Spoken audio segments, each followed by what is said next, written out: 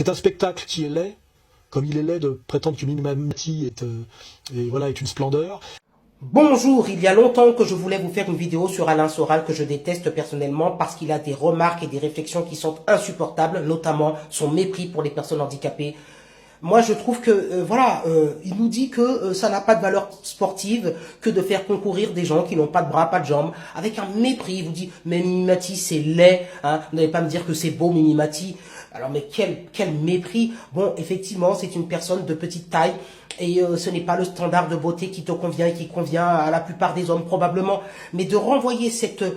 alors voyez les basketteurs aussi, des fois certains n'ont même pas de main, enfin quasiment essayent vraiment de, avec ce qu'il leur reste de membres valides, de jouer au basket. Mais moi je trouve que c'est surpassé et ce sont des personnes qui ont, mais pour moi, tout mon respect, qui sont résilientes. Et c'est un spectacle éminemment malsain, parce qu'en fait il soumet les handicapés au struggle for life et à l'idéologie libérale américaine du combat pour la victoire coûte que coûte. La vie, dans l'idéal, il y a des traumas, il y a des choses qui font que parfois on est avec un handicap, parfois on a un accident qui fait qu'on a un handicap, et c'est pas pour autant qu'on n'a pas le droit de manière légitime. D'ailleurs, je vous l'ai toujours dit, lors des Jeux Olympiques, j'ai regretté qu'on nous dise que soi-disant les JO, il y avait aussi les JO des personnes handicapées, mais en fait, on n'a pas mêlé les deux compétitions et on nous a dit que pour des raisons pratico-pratiques, financières et je sais pas quoi, on pouvait pas mêler les deux. Il fallait faire d'abord les JO des personnes valides et ensuite des JO handicapés. Moi, je suis persuadé qu'on aurait pu nous mettre une épreuve de personnes handicapées et une épreuve de personnes valides. Alors oui, c'est pas la même performance, oui. Alors il dit ça n'a pas de valeur sportive. Ben oui, quand je vois des personnes qui jouent au football les yeux bandés parce qu'elles sont aveugles et que, tu peux pas comparer un match de personnes, comment on appelle ça, de céci foot, ouais, céci foot, avec des personnes avec Maradona ou je sais pas quoi. Il est évident que quand on regarde ce genre d'épreuve, on cherche autre chose. Mais est-ce pour autant... Vous savez, moi, ça me fait penser au discours des personnes machistes qui disaient « Ouais, le foot féminin, ça n'a pas d'intérêt. » Ben oui, ça n'a pas d'intérêt parce qu'elles n'ont pas la même force musculaire, elles n'ont pas la même capacité quand tu frappes à 20 mètres. 20 mètres, c'est long. Si t'as pas la même force, la balle, elle va planer un bon moment avant d'arriver sur le gardien. Ça n'aura pas le même effet visuel. La gardienne, elle n'a pas la même capacité, la même détente. Oui, ça sera moins spectaculaire. Oui, le football féminin est moins spectaculaire, mais est-ce que pour autant il a moins de valeur? Moi, je prends énormément de plaisir à regarder le football féminin, pardon.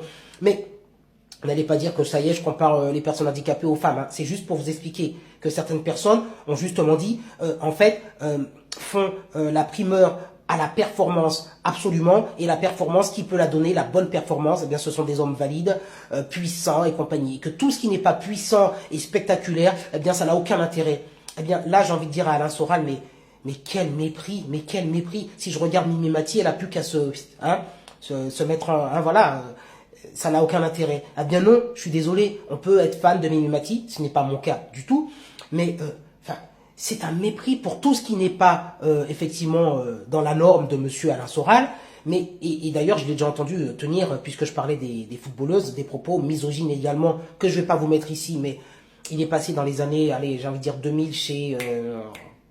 bref, ça y est, dans les émissions du type, ça se discute, hein, mais c'est avec une femme, là, comment elle s'appelle, bon, et vous retrouverez l'émission, hein, moi j'ai un peu de mal avec les animatrices, c'était une animatrice, et c'était sur le thème justement de la misogynie, et il disait que les femmes devaient rester au foyer, et élever leur enfant, et que c'était tout à leur honneur, et il critiquait sur le plateau une femme qui faisait de la pub en disant, vous faites de la M, vous êtes complètement superficielle. En fait, voilà l'ambition des femmes de vouloir occuper des grands postes dans des grandes sociétés. Ben non, elles ne sont pas faites pour ça, elles seraient faites pour la maternité et tout ça. Bon bref, c'est un homme. Alors voyez, il me fait penser exactement à Alexis Chen. Vous savez que vous en avez entendu parler.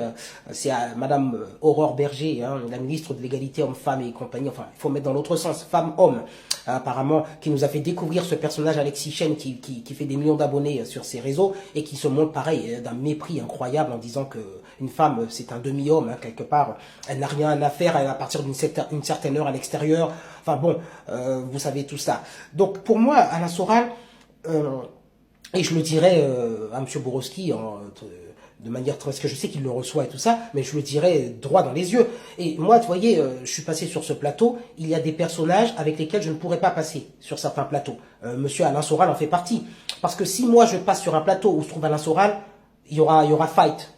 Direct, je vous le dis, hein. Il y aura bagarre, ça va être terrible. Je vais lui dire en face à quel point je pense que il est méprisant et à quel point et donc on pourra pas, et je sais que Mike m'invitera pas parce qu'il ne veut pas qu'il y ait de clash comme ça, j'imagine, dans son émission, et je le comprends, mais moi je suis intègre là-dessus. Encore une fois, vous écoutez bien ce que dit ce gars.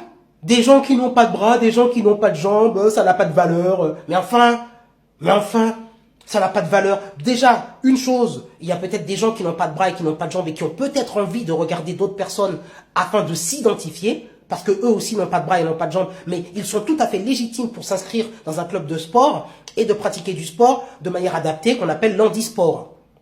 Ils sont tout à fait légitimes. Et puis quand tu es un grand sportif, que tu as fait du tennis, je donne un exemple comme ça toute ta vie, et puis que tu as eu un accident de la route qui fait que tu as eu un bras arraché ou deux jambes amputées, ou que tu as eu une maladie, il y a une vidéo qui court en ce moment sur une fille qui est partie en Afrique et qui a chopé une sorte de maladie, elle est revenue, on a dû lui couper les 4 membres. Enfin, quand tu as été valide et que tu as fait du sport toute ta vie, excuse-moi de te dire que tu as peut-être envie de continuer, de surpasser cela en disant je vais concourir dans une autre catégorie.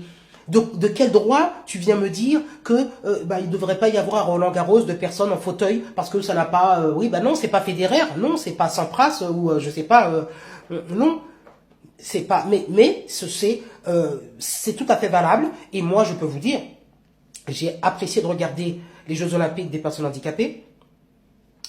J'ai vu des sportifs qui se sont surpassés, qui ont fait des belles performances. Moi, je me rappelle d'une sportive qui avait pas de bras et qui tirait à l'arc avec son pied. Vous vous rappelez? Alors je vous l'avais posté cette vidéo. Mais quelle? Et puis alors elle tapait dans le mille. Hein. Alors là, je peux te dire, quand ils tirent, ils sont à 200, 300 mètres. Hein. Je peux vous dire là, vous êtes valide, Monsieur Soral. Je vous ai mis au défi de prendre un arc et de tirer dans le mille à 200 mètres. Voilà, la performance aussi, elle est admirable.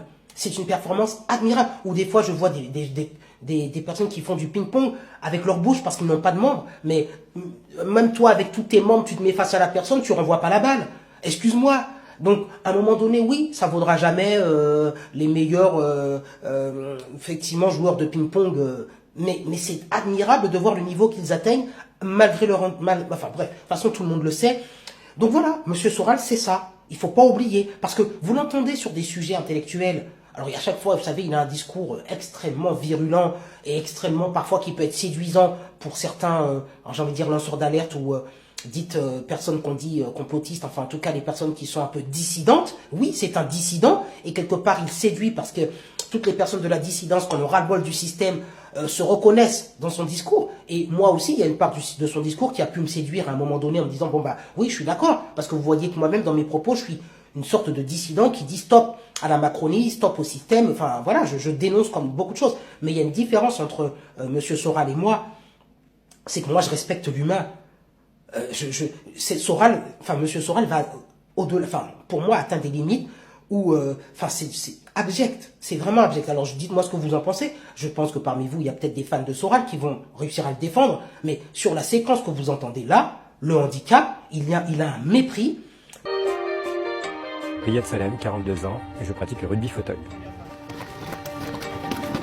Je pratique du basket en fauteuil à l'origine et on est venu me chercher pour pratiquer le rugby fauteuil avec l'équipe de France. Je trouve, c'est sans valeur sportive puisqu'on fait concourir des gens qui n'ont pas de jambes et des gens qui n'ont pas de bras. Je ne peux pas l'entendre et le supporter. Pour moi, c'est indéfendable. Indéfendable. Et le mépris, et cette phrase, Mimimati, vous allez pas... Mimimati, c'est laid. Mais vous vous rendez compte un peu? Vous vous rendez compte? Je sais pas si vous vous rendez compte. Alors Mimimati, elle va pas réagir. Elle va pas porter plainte contre ce type de bonhomme.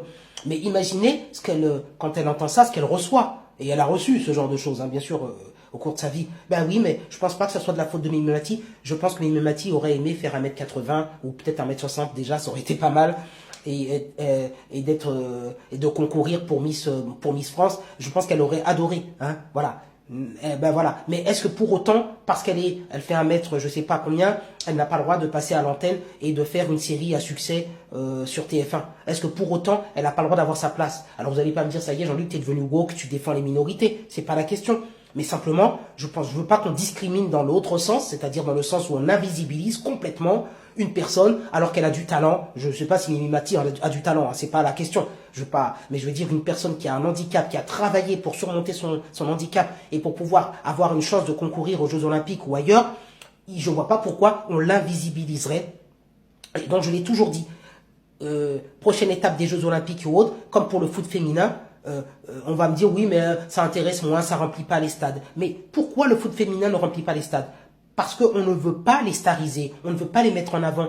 Quand le mondial, on voit les hommes, mais si tu racontes l'histoire de ces femmes, si tu leur donnes de la visibilité, ne t'inquiète pas, les stades vont être remplis. Mais il faut qu'on découvre les personnalités, il faut qu'on découvre ce qu'elles sont capables de faire. Donc moi je suis persuadé, c'est une prédiction, qu'avec le temps, les stades de foot se rempliront pour les femmes. C'est juste une petite aparté, mais bon, ça se remplit déjà. Mais je suis persuadé que si on veut que les handisports soient, entre guillemets, que les stades se remplissent pour les handisports, il faut nous raconter leur histoire. Il faut nous faire rencontrer ces stars, nous faire rencontrer ces personnes afin qu'on s'attache à elles. C'est comme ça. Je vous donne un petit exemple avant de finir, parce que là, ça commence à être long. J'ai envie de dire une femme ou un homme, parce que sinon ça va être misogyne. Une personne vous dit, j'aime pas le foot. Moi, ça m'intéresse pas. Je comprends pas pourquoi les gens s'excitent lorsqu'on gagne la Coupe du Monde. Alors, ils voient les gens dans la rue, ouais, ça me fait rien. Bon, ok. Aucun patriotisme en eux, c'est pas leur souci. Ils s'identifient pas, la France a gagné, c'est pas leur truc. Mais ces personnes-là, demandez-leur, donne-moi le nom d'un joueur d'équipe de France. Ils sont incapables. Enfin, à part Zidane à l'époque. Mais si tu ne t'intéresses pas, si tu ne suis pas un feuilleton, quand tu regardes une série, et moi, ça m'arrive souvent de mettre une série, et puis en plus, je fais 1000 choses à côté, et puis au bout de 3-4 épisodes, je dis, oh, ça me saoule cette série. Mais en fait, j'ai jamais regardé. Si t'as pas regardé, si tu t'es pas intéressé aux premiers épisodes, au 3e épisode, ça te saoule parce que tu as l'impression que ça n'accroche pas. C'est ce qui se passe avec le foot ou certains sports. C'est que si, effectivement, tu suis pas, tu connais pas les stars, tu suis rien et tout, bon bah, tu regardes une action, ouais, pourquoi il court après un ballon, mais tu suis pas toute la dramaturgie qu'il y a derrière. Donc, oui, quand il s'est passé 90 minutes et qu'il y a eu 0 but, et qu'à la fin, il y en a un qui marque un but et que tout le monde pète le salon, saute dans tous les sens, tu comprends pas. Mais oui, mais parce que t'as pas suivi les 90 minutes. Les 90 minutes où il a failli avoir but, où on a eu peur, où on a ressenti des émotions. Et puis quand il y a le but, à la 90e ou à la 92e, il y a une délivrance qui fait que c'est pour ça que les personnes explosent. Mais là, la personne qui rentre dans la pièce à la 90e, elle s'est dit, attends, il y a eu 90 minutes, il n'y a pas eu de but. 91, il y a un but, il saute, pourquoi? Ben, il comprend pas la tension qui a été accumulée, enfin tout ça. Bon, bref, c'est juste pour vous dire. Vous savez, vous avez eu les frères, là, quand je jouais au ping-pong et les frères jumeaux qui ont gagné, là, je me rappelle plus de leur nom. Pareil, on s'est attaché à leur histoire, ce sont des frères jumeaux. Après, il y a eu les médias qui sont venus, qui ont dit alors, comment vous avez commencé? Enfin, voilà. Mais tu ferais la même chose avec une personne handicapée.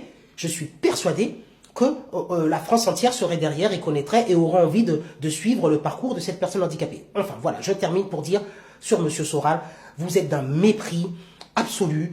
Pour moi, vous avez, en gros, c'est ce je pourrais considérer, mais c'est mon jugement personnel, je le dis, une méchanceté en vous qui fait que vous voulez absolument vous montrer dur et sévère en disant vous n'avez pas le droit de citer si vous n'avez pas vos 2 bras, vos 2 jambes et tout ça. C'est vraiment pour moi de la méchanceté pure. Voilà.